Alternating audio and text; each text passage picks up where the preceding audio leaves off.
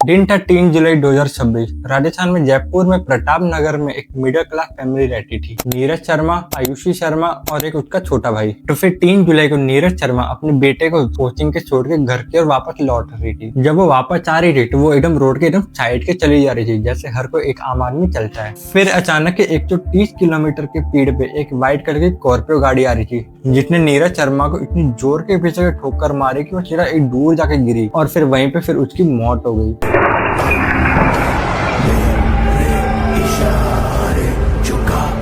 ये केस आपको नॉर्मली एक हिट एंड रन केस लग रहा होगा, जो कि नॉर्मली होता है, कोई एक्सीडेंट होगा। लेकिन भाई मैं आपको बोलूं, ये एक नॉर्मली आम एक हिट एंड रन केस नहीं है, बल्कि एक प्लान मर्डर है। अगर ये मर्डर जिसने किया, अगर मैंने उसका नाम बता दिया तो भाई आप एकदम चौक में चले जाओगे। जब ये केस के अंदर पूरी इन्वेस्टिगेशन हुई और जो सामने आया, ने पूरे इंडिया को हिला के रख दिया। तो हे, मेरा नाम अनिल। तो आज की इस वीडियो में हम बात करने वाले जो रिसेंट में जो इंसिडेंट हुआ है जयपुर में प्रताप नगर में नीरज शर्मा के साथ। स्टार्टिंग में तो सबको यही लग रहा था कि एक normal hit and run case है और कोई एक्सीडेंट है, पर जब ये केस सामने आया, इसके ऊपर पूरा इन्वेस्टिगेशन किया, जो सामने आया उसने सब कुछ पलट के रख दिया। तो फिर चालू करते हैं आज की वीडियो। राजस्थान के जयपुर में एक मिडिल क्लास फैमिली रहती थी। नीरज शर्मा, उसके हस्बैंड विजय शर्मा और उनके 2 बच्चे थे। एक का नाम था आयुषी शर्मा और दूसरा उसका एक छोटा भाई था, जिसका ऑफिशियली तो कहीं पे नाम दिया नहीं गया है, पर हम उसको आज की वीडियो में राज बुलाएंगे। जिसमें जो सबके बड़े थे वो थे नीरज शर्मा। वो राजस्थान के हाई कोर्ट में एक कोर्ट मास्टर थे। और उनकी वाइफ नीरज शर्मा, जिसकी उम्र थी 45 ईयर, जो की हाउस वाइफ थी। और उसकी बेटी थी आयुषी शर्मा, जो की 23 ईयर की थी, जो लॉ स्टूडेंट थी। उनकी फैमिली फाइनेंशियली इतनी स्टेबल नहीं थी, वो लोग इतने पैसे वाले लोग नहीं थे, वो जस्ट एक मिडिल क्लास फैमिली थी। बाहर के देखने में तो ये फैमिली एकदम नॉर्मल थी, एकदम हंसी खुशी। लेकिन पुलिस इन्वेस्टिगेशन के बाद पता चला कि घर के अंदर माहौल एकदम बिगड़ा हुआ था। कुछ समय पहले ही विजय शर्मा की मौत हो गई थी। परिवार वाले के लिए ये एकदम के झटका का था, क्योंकि भाई वो इकलौते थे पूरी फैमिली में कमाने वाले। और जब कोई फैमिली में सबसे ज्यादा जो कमाते हैं, मतलब पूरी फैमिली जिसपे ऊपर डिपेंडेंट रहती है, और अचानक उसकी मौत हो जाए तो एकदम की पूरी फैमिली का फाइनेंशियल स्टेबल एकदम बिगड़ जाता है। एज पर कंपैशनेट अपॉइंटमेंट, अगर किसी गवर्नमेंट एम्प्लॉय की सर्विस के दौरान मौत हो जाती है तो फिर उनकी जो जॉब होती है वो उनकी किसी फैमिली मेंबर को दे दी जाती है, जैसे कि उसके कोई हस्बैंड वाइफ या उनके कोई बच्चे को, क्योंकि उनके फ्यूचर में कुछ फाइनेंशियली इतना कोई प्रॉब्लम ना आए, वो लोग फाइनेंशियली एकदम स्टेबल रहे, उनका जो आने वाला जो समय उसमें उनका गुजारा हो चुके। जब विजय शर्मा की मौत हुई थी तो उनकी जो जॉब थी वो उनकी वाइफ नीरज शर्मा को दे दी गई थी, जिसमें उनको लॉ डिवीजन क्लर्क के रूप में नौकरी मिली थी। 3 जुलाई 2026 का दिन था। शाम के लगभग 5 बजे हुए थे। एक नॉर्मल का दिन था, कुछ नया नहीं था उस दिन। नीरज शर्मा अपने बेटे को कोचिंग के छोड़कर वापस घर की ओर लौट रही थी। उनको क्या पता था कि अपने बेटे के साथ ये उनकी आखिरी मुलाकात होगी। वो रोड के बिल्कुल साइड में चल रही थी, अपने घर की ओर वापस लौट रही थी, जो कि हर नॉर्मल आदमी चलता है। लेकिन तभी अचानक 130 की स्पीड पे एक व्हाइट कलर की स्कॉर्पियो आई और इतने जोर के नीरज शर्मा का ठोकर मारी कि वो एकदम दूर जाके गिरी, जिसके कारण उसकी ऑन टॉप पर और जो वो स्कॉर्पियो गाड़ी थी वो इनको ठोक के भाग गई।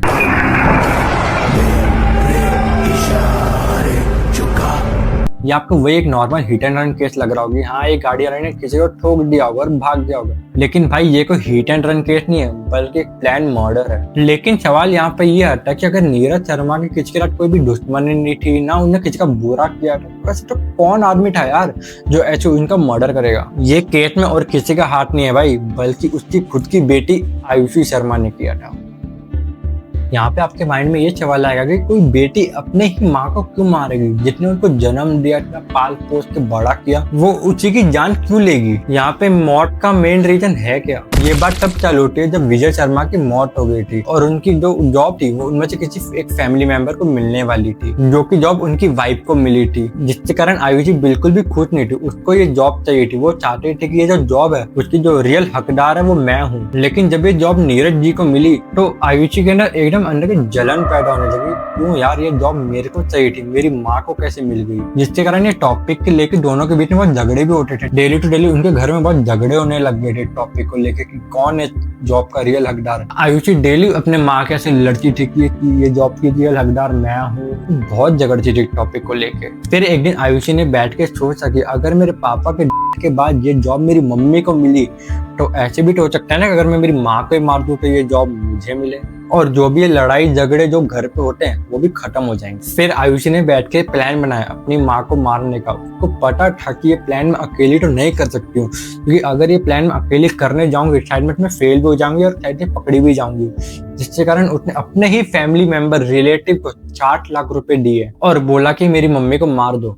और उसके बाद जो हुआ है वो तो आपके सामने ही है।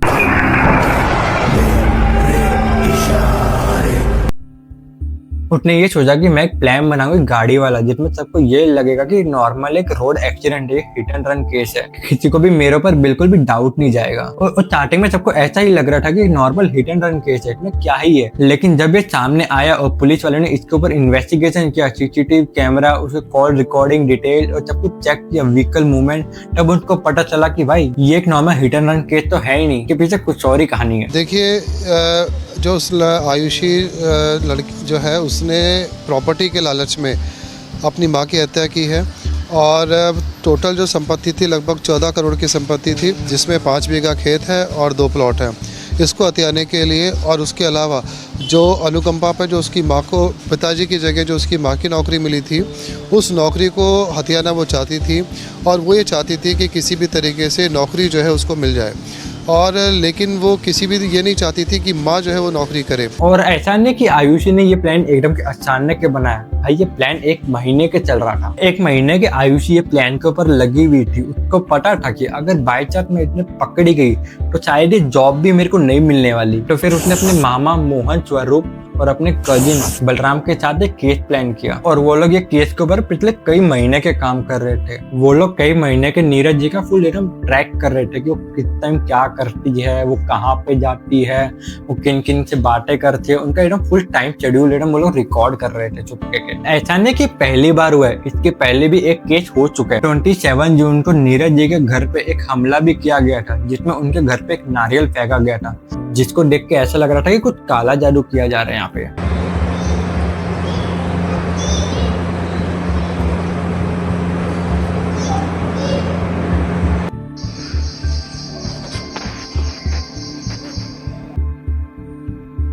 पुलिस के मुताबिक ये हमला सिर्फ नीरज जी पे नहीं किया गया था, बल्कि ये हमला राज के ऊपर भी किया गया था, जो कि आयुषी का छोटा भाई है। क्योंकि आयुषी अपने माँ के साथ साथ अपने भाई को भी मारना चाहती थी, क्योंकि उसके अंदर एक डर पैदा हुआ था कि अगर बाई चांस मैंने मेरी मम्मी को भी मार दिया तो शायद ये जॉब मेरे भाई को मिल सकती है, मेरे को यहाँ पे अभी भी जॉब नहीं मिल सकती। तो उसने फिर अपने भाई को भी मारने का प्लान बनाया। दूसरा ऐसा भी था कि आयुषी को ऐसा लगता था कि सब प्यार राज को मिल रहा है, उसकी मम्मी उसके बेटे के ज्यादा प्यार करती है उसकी बेटी के मुताबिक। उसको ऐसा भी लग रहा था कि शायद उसकी मम्मी जो भी प्रॉपर्टी है वो सब अपने बेटे के नाम ना कर दे ज्यादा। थोड़ा माँ तो बचपन से पालती पोसती, ऐसा क्यों किया?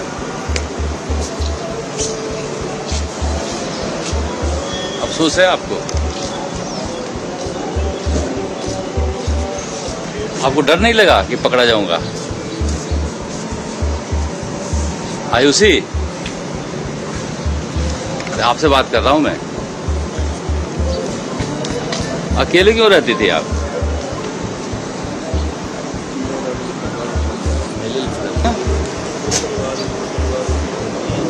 आयुषी वो नौकरी को पाने के लिए इतनी ज्यादा लालची हो गई थी कि उसको पता ही नहीं यार वो क्या कर रही है, उसको वो कुछ भी करने के लिए रेडी थी। आप ये सोचो कि जस्ट एक नॉर्मल सरकारी जॉब के लिए उसने लेजिट जिसने उसको पैदा किया, उतना पाल पोस के बड़ा किया, इतना संभाल के रखा, और लास्ट में उसी ने उसकी कर दी। मेरे को समझ नहीं आ रहा यार कि आजकल मतलब लोगों की क्या थिंकिंग हो गई। लेजिट भाई कोई किसी को भी मार रहा है, कहीं पे ट्रस्ट तो बसा ही नहीं आज के टाइम पे। अगर आयुषी को लेजिट एक जॉब चाहिए भी थी तो वो मेहनत कर सकती थी। उसकी एज ऑलरेडी 23 थी, मतलब वो एक वेल्ड जॉब की एज में तो थी, और ऊपर के वो लॉ स्टूडेंट भी थी, तो उसको भी पता है कि लॉ क्या होते हैं एंड ऑल। तो वो खुद के भी मेहनत करके ये नौकरी पा सकती थी, पर नहीं, उसने एक अलग ही रास्ता चूज किया। वो बिल्कुल भी मेहनत करना ही नहीं चाहती थी, उसको तो बस पढ़े पढ़े बस ऐसे जॉब चाहिए थी। पता ही नहीं भाई आज के टाइम में लोगों की क्या ही थिंकिंग हो गई है, एक जॉब के पीछे कोई किसी का कत्ल कर रहा है यहाँ पे। बोलो भाई, खुद के घर में खुद के लोग ही सेफ नहीं है यहाँ पे,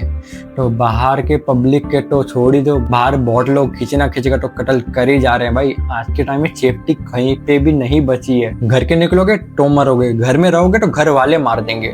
ट्रस्ट पे दुनिया चलती है और दुनिया ट्रस्ट के लायक है नहीं।